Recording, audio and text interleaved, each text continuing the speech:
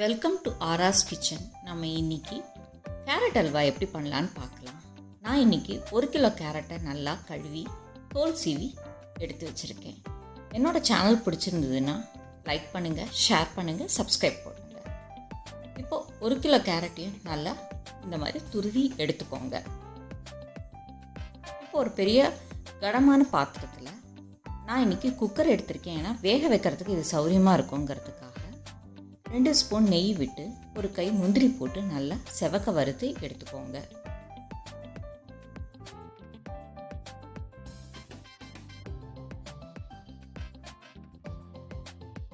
இந்த மாதிரி முந்திரி செவந்த உடனே எடுத்ததுக்கப்புறம் அதே நெய்யில் துருவி வச்ச 1 கிலோ கேரட்டை போட்டு நல்லா நெய்யில் வதக்கி விடுங்க.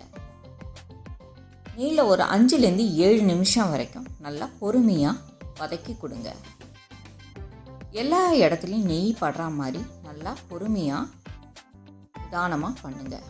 ஓரளவுக்கு நெய்யில் நல்லா வதங்கி வந்ததுக்கப்புறம் நான் இன்றைக்கி 1 கிலோ கேரட்டுக்கு ஒரு 250 ml பால் எடுத்திருக்கேன். அந்த பாலை விட்டு நல்லா கிளறி கொடுங்க. பாலில் எல்லாம் நல்லா சேர்ந்து கலந்து வந்ததுக்கப்புறம் குக்கரை மூடி வெயிட் போட்டுடுங்க.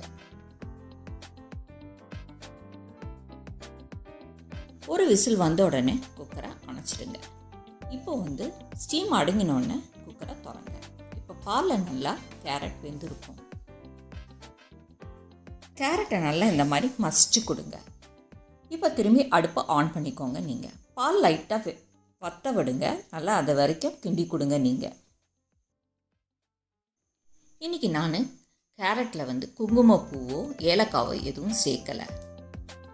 இப்போ லேசாக வத்தினதுக்கப்புறம் 200லேருந்து 250 கிராம் சுகர் சேர்த்துருக்கேன் நான்.